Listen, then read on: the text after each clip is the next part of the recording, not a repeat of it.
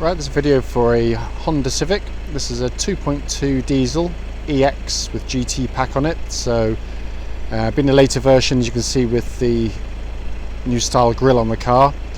The car benefits from a full black leather interior, big glass panoramic roof with electric blind, and the sat-nav system, all as part of this complete package. This particular example's just had one lady owner from new and has literally just turned over 34,000 miles. We bought it with 33,000 miles on the clock. Just to quickly go around the car for you, as I said, you can tell these new ones, so they've got the new grille with those extra little slots on either side of the H badge on there. Looking at the front of the car, exactly what you'd expect with a low mileage vehicle. Any sort of stone chipping is very, very minor indeed. All the lenses on the front here completely intact. There's no cracks, no condensation or otherwise in them at all. Coming to the front offside wing, there's no marks on there, no indentations. Front alloy, very, very good condition, and absolutely tons and tons of tread on the car itself. Coming down the side of the vehicle, all the bodywork's in very, very nice order. There'll be the odd tiny little stone chip or mark somewhere on the car, but generally speaking, looking at the car it's very crisp indeed, and looks really, really good in this red as well. Just going to come down here, just give you an idea on the flanks there. That's really crisp. Rear alloy, again I can't see any marks on those at all, and the tyre's got absolutely tons and tons of tread on it. Coming around the back of the car, obviously got colour coded parking sensors now fitted to the vehicle, and we've got these new style trims around the wheel arches and around the back by the exhaust there, far less prone to fading over the years as the earlier generations ones did. And again down this side, again very, very, very crisp. I can't see any indentations in there either. Rear wings completely unmarked. Rear alloy, can't see any marks in there at all, and again alloy absolutely superb. And then this panel work here, it's really, really, really clean and tidy. The only mark really on the exterior of any great note, and it's always going to be the near side, the alloy on this side very good, just got a little bit of curbing just on the outside edge of the wheel itself, but tyre again, it looks almost brand new on the car, but they're really good looking cars. The red looks really good on these Civics because it's offset by the black roof and the other little trims, which kind of breaks up the colour of the car, but it does look absolutely fabulous. Right, coming into the back of the car now, obviously an absolutely enormous boot on these Civics. Parcel shelf there, it's all good and intact, all in very nice condition in the back here. So you've got your power outlet up there, nice and easy to get to.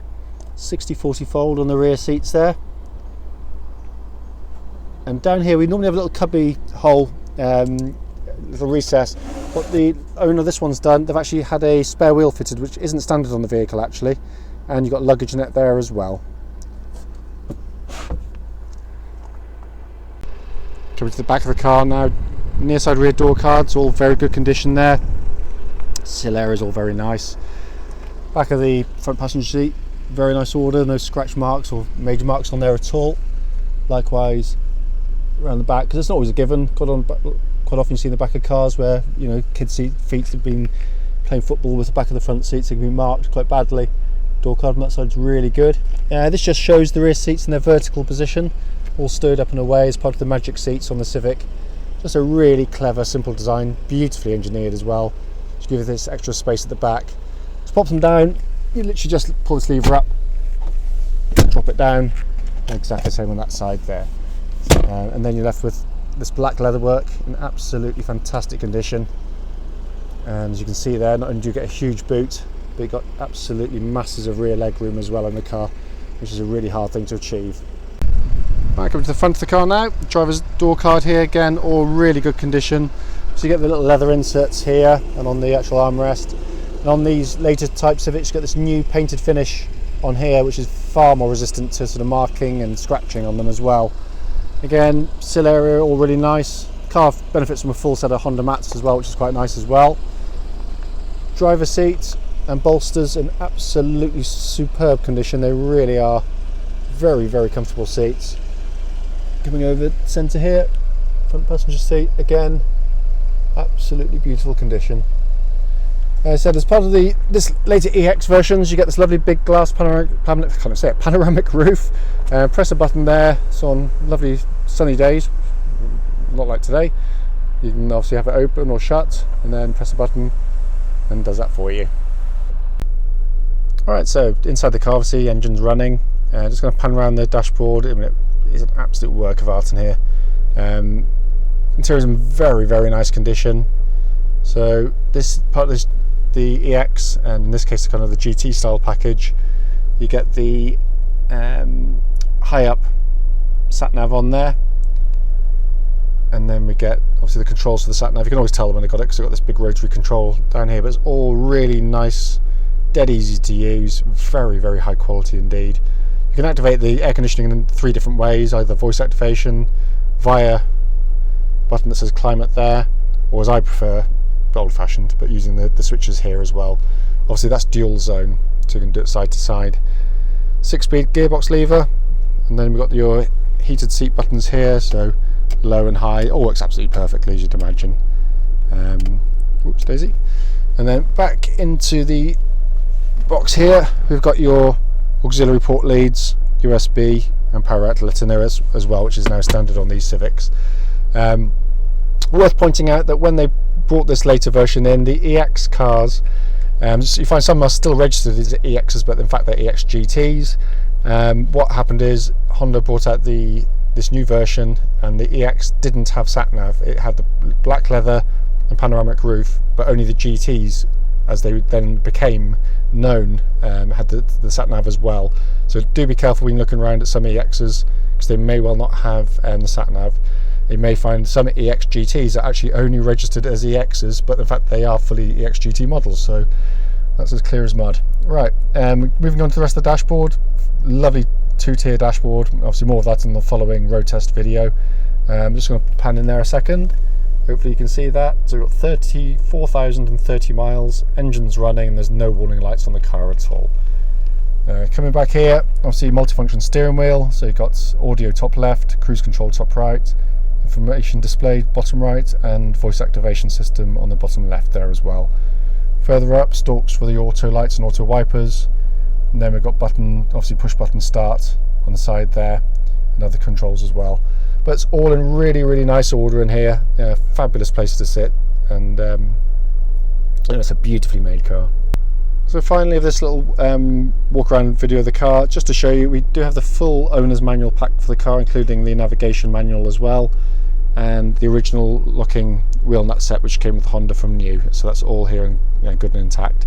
A road test video, the video should follow very, very, very shortly indeed. Right, this is a road test video for a Honda Civic. This is a 2.2 EX, registered PK59FFU. Mileage has just crept over, it's 34,019 miles. Reason we do the road tests is basically we're selling now to people from all over the near continent and the extremes of the UK, and we just feel it's right that if people are willing to invest the time, energy and money to come see us and our cars, then the least we can do is show you the car you come to see in operation and go through the vehicle with you, and hopefully give you reassurance that the car's what you'd hope it would be.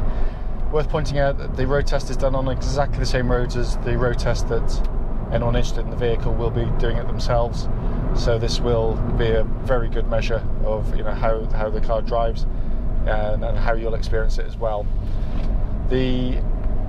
What I try and do is do it in the same sort of order that you'll do it yourselves. So starting with the engine, obviously it's a very low mileage car. We just had the one lady owner, full service history. He's had I think 4 services on the vehicle. Engine starts absolutely on the button, very, very quiet, very smooth, loads of power to it. All the power's still there, there's no turbo lag, there's no strange noises, no vibrations. Idle's absolutely, well, as I'm here, it's rock solid. There's no variances. Clutch in or out, exactly the same. There's no change in engine note, there's no vibrations. which are things you've got to be cautious on any diesel car. No warning lights on the car. The only warning light showing is a low fuel light, but for the engine or for anything else for that matter. Engine goes through, obviously, clutch through to the gearbox. Clutch is very smooth, bites really nicely. The clutch actuation itself is smooth. There's no clicks or squeaks in the pedal when it goes in or out. Less common on these later models than on the earlier ones. They used to go quite dry, but there's no, this one's absolutely silent. The clutch then goes through to the 6-speed gearbox. Fantastic gearbox. I mean, they really have done a fantastic job on it. Obviously 6-speed, but it's got a lovely action to it, which belies the fact that, obviously, as with all, or pretty much all front-wheel drive cars now, you'll find that their cables going to the internals of the gearbox. How they get it to feel mechanical is beyond me, but it's just got a really very high quality shift action. Very easy to find your gears. It's some gearboxes can be quite vague, but this one isn't. It's incredibly precise, and again, as you'd expect given the mileage, it exhibits virtually no wear at all. It's just got a really lovely action to it. I mean, literally any gear, the springing so nice. You just drop it back into 4th and 5th. It finds its way home really nicely. But in terms of engine, gearbox, clutch, absolutely faultless. Cannot find a fault with it. It really is actually incredibly pokey, the engine. Just put a foot down and it goes. Steering on the vehicle tracks absolutely bullet straight. There's no vibrations going back through the steering wheel at all, and again, can't detect an ounce of wear in the steering. Again, the things I'll be looking out for will be the usual things, a little bit of slop or plays, normally track rod ends or some suspension joints where they've just got a little bit of wear in them, but it just feels absolutely solid. It's a brilliant steering system on the car anyway. It's very precise, very quick in terms of its response, and it just matches the chassis perfectly. The chassis itself rides along really nicely, but it's scalpel sharp in the way it delivers its handling and ride. It's just so well done. And again, I can't find even a hint of wear coming back up through the car. I can hear it going over the bumps, but what I can't hear is any kind of little aftershocks or little tremors, which would suggest things like anti-roll bar links or struts or suspension components have got a little bit of wear on them. There's nothing. It's just a lovely solid car. Brakes on the vehicle, again, right at the top of the pedal. No vibrations, no pulsing on the brake pedal, and no strange noises coming, so it's just everything's in good order underneath. Obviously we'll check that as part of our pre-delivery inspection anyway. While I drive at speed, I'm also listening out for kind of wind noise that shouldn't be there. By that I mean, where you might have a poorly fitted windscreen or a paraseal somewhere in the, on a window, but it's quiet and refined as you'd expect.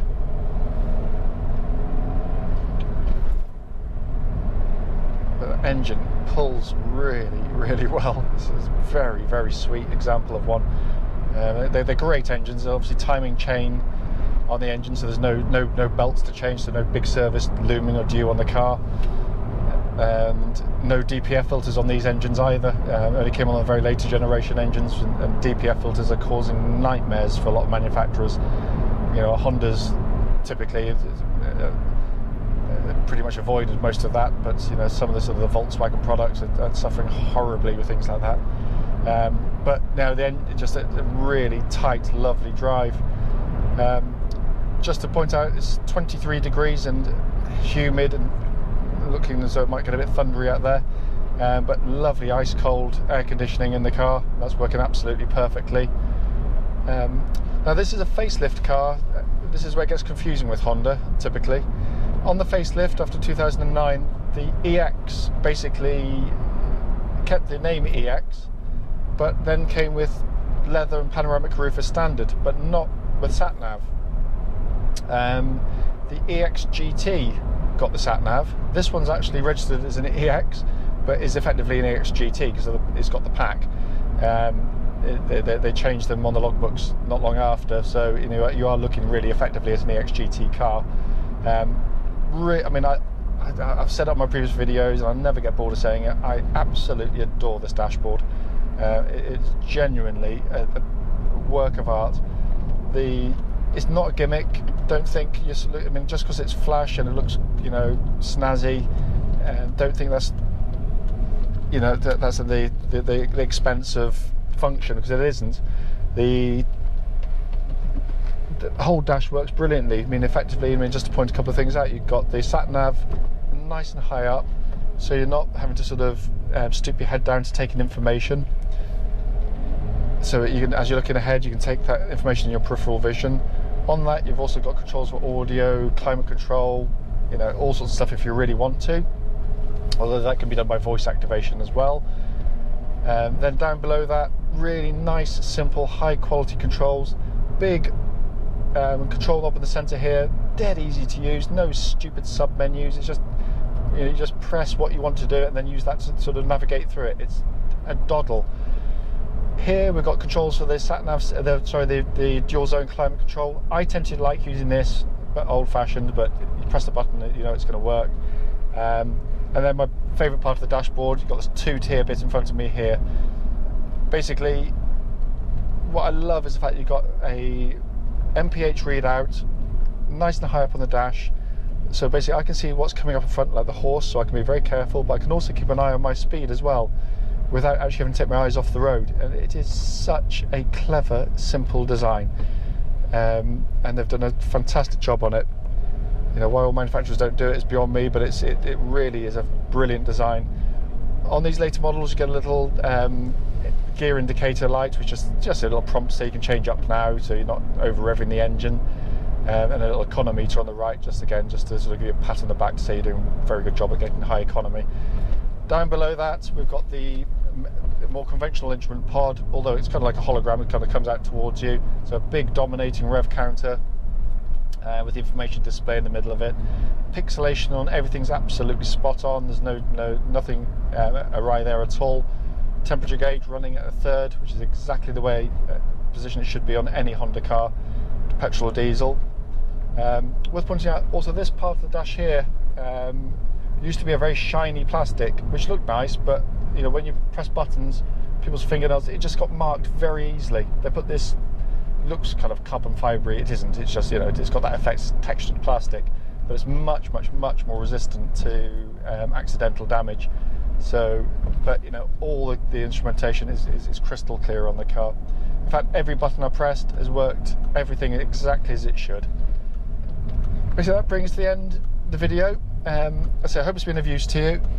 If I've missed anything out on the video, then please don't hesitate, do give us a call, and I'll be more than happy to sort of answer any questions you might have. But based on this drive, whatever distance you're coming, you become to drive an absolutely fantastic example.